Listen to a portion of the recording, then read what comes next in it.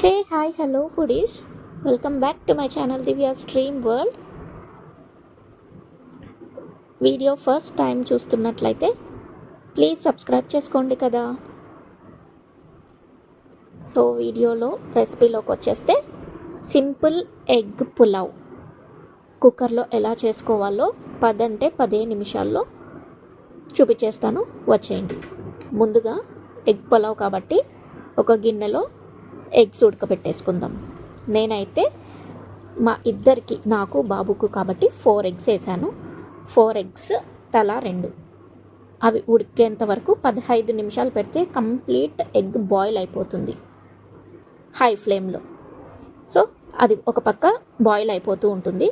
And mean while పులావ్కి కావాల్సినవన్నీ cut చేసి పెట్టేసుకుందాం. So onions, medium size 2 onions తీసేసుకున్నాను. పొడుగ్గా ఘాట్లు పెట్టుకొని కట్ చేసుకున్నాను. అండ్ ఈ లోపల పులావ్లోకైనా బిర్యానీలోకైనా ఫ్రైడ్ ఆనియన్స్ వేస్తే చాలా బాగుంటుంది. ఆ ఫ్లేవర్ రెసిపీకే అందం, రుచి, అన్ని కలర్ అన్నీ తెస్తుంది. సో ఫస్ట్ అయితే ఫ్రైడ్ ఆనియన్స్ ఇలా ప్రిపేర్ చేసేసి పెట్టేసుకున్నాను. అండ్ పులావ్లోకి కావాల్సినవన్నీ ఇక్కడ మీకు చూపించేస్తున్నాను, ఒకసారి చూసేయండి. మొత్తం బిర్యానీ మసాలాలన్నీ ఒక ప్లేట్లో పెట్టుకున్న. Fried onions, ginger garlic paste నేను రెడీమేడ్దే యూజ్ చేస్తున్నాను. అండ్ టొమాటోస్, 1 చిన్న పచ్చిమిర్చి, పుదీనా, కొత్తిమీర, కరివేపాకు, అంతే. సో కుక్కర్లో చేస్తున్నాం కాబట్టి డైరెక్ట్ కుక్కర్ పెట్టేసుకొని అందులో కావాల్సినంత ఆయిల్ వేసి కాస్త వేడెక్కాక జీలకర్ర వేసి అది కాస్త వేగిన తర్వాత ఇప్పుడు పొడుగ్గా కట్ చేసి పెట్టుకున్న ఉల్లిపాయ ముక్కలు వేసుకొని అవి కూడా దూరగా వేయించి ఇప్పుడు టొమాటో ముక్కల్ని యాడ్ చేసి అవి కూడా ఫ్రై చేసేసేయండి. ఆ తర్వాత ఒకదాని తర్వాత ఒకటి బిర్యానీ మసాలాలు అన్నీ ఈ వీడియోలో చూపిస్తున్న విధంగా ఇలా వేసేసుకోండి. అన్నీ వేసుకున్న తర్వాత మళ్ళీ ఒక్కసారి ఫ్రై చేసేసుకోండి.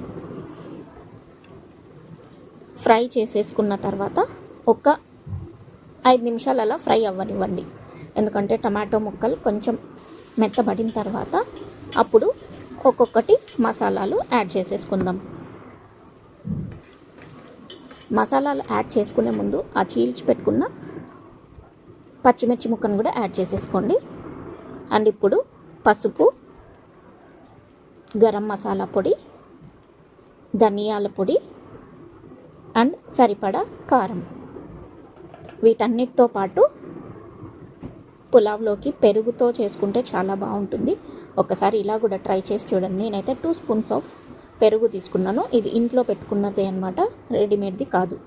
అది వేసుకొని కలిపి ఇప్పుడు కొత్తిమీర వేసుకోండి.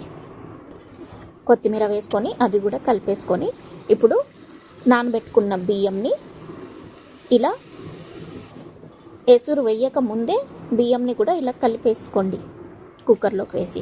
సో దట్ ఆ మసాలాలన్నీ బియ్యానికి పట్టి రుచి బాగా వస్తుంది. సో అది ఎంత కలిపేసుకున్న తర్వాత ఇప్పుడు బియ్యానికి తగ్గట్టు 1 గ్లాస్కి 2 glass of water, 1 glass of రైస్కి 2 గ్లాసెస్ ఆఫ్ వాటర్ ఈ కొలతతో వేసుకొని నీళ్ళన్నీ వేసుకున్న తర్వాత పైనుంచి మరొకసారి కొత్తిమీర, పుదీనా, ఫ్రైడ్ ఆనియన్స్ మళ్ళీ ఒకసారి చల్లేసుకొని ఆ తర్వాత ఉడకబెట్టుకున్న గుడ్లీలా పొట్టు తీసి ఇందులో వేసేసుకోండి. ఇప్పుడు దాన్ని ఏమీ కలపకండి, ఊరికే అలా వదిలేసి పైనుంచి కుక్కర్ మూత పెట్టేసేయండి. ఒక 2 విజిల్స్ రానివ్వండి. పొడి పొడిగా రావాలి, పొడి పొడిగా తినాలి అన్న ఇష్టం ఉన్న వాళ్ళు స్టవ్ కట్టేసిన తర్వాత ఒక ½ అవర్ తర్వాత తినండి. నేను మాయిశ్చర్ ఉన్నప్పుడే తినడానికి, మెత్తగా తినడానికి ఇష్టపడతాను. సో స్టవ్ కట్టేసిన వెంటనే ఇలా మెత్తగా ఉంది, చాలా బాగుంది. ఇదే కాస్త వేడెక్కిన చల్లారిన తర్వాత పొడి పొడిగా అవుతుంది. దీనిపైన మనం ఉల్లిపాయ ముక్కలు, నిమ్మకాయ ఇలా చల్లుకొని తింటే అమోఘం. మీరు ఒక్కసారి ఇలా ట్రై చేసి చూడండి, చాలా అంటే చాలా బాగుంటుంది. Next level recipe. ఎప్పుడు బిర్యానీలే కాదు, అప్పుడప్పుడు ఇలా పులావులు కూడా చేసేసుకొని తినేయచ్చు. 10 నిమిషాలు ఎవరైనా ట్రై చేయొచ్చు. సో వీడియో నచ్చిందా? రెసిపీ నచ్చితే లైక్ చేసి, షేర్ చేసి, కమెంట్ చేయడం మర్చిపోకండి. అలాగే నా ఛానల్ని సబ్స్క్రైబ్ చేసుకోండి. Take care.